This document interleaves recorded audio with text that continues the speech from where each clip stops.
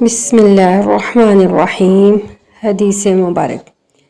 ابو ہریرہ رضی اللہ عنہ نے بیان کیا کہ ہم رسول اللہ صلی اللہ علیہ وآلہ وسلم کے ساتھ ایک غزوہ میں موجود تھے۔ آپ صلی اللہ علیہ وآلہ وسلم نے ایک شخص کے متعلق جو اپنے کو مسلمان کہتا تھا فرمایا کہ یہ شخص دوزخ والوں میں سے ہے۔ جب جنگ شروع ہوئی تو وہ شخص مسلمانوں کی طرف سے بڑی بہادری کے ساتھ لڑا اور وہ زخمی بھی ہو گیا۔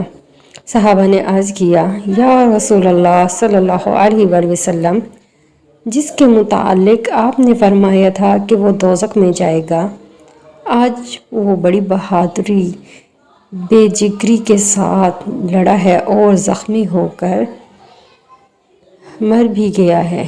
آپ صلی اللہ علیہ وآلہ وسلم نے فرمایا، اب بھی وہی جواب دیا کہ جہنم میں گیا۔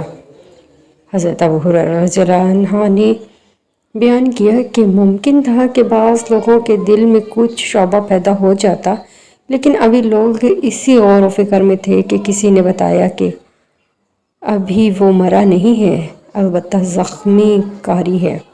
پھر جب رات آئی تو اس نے زخموں کی تاب نہ لا کر خودکشی کر لی۔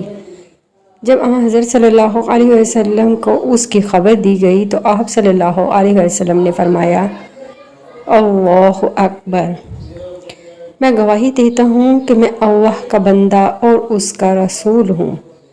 پھر آپ نے بلال رضی اللہ عنہ کو حکم دیا اور انہوں نے لوگوں میں یہ اعلان کر دیا کہ مسلمان کے سوا جنت میں کوئی اور داخل نہیں ہوگا اور اللہ تعالیٰ کبھی اپنے دین کی امداد کسی تاجر شخص سے بھی نہیں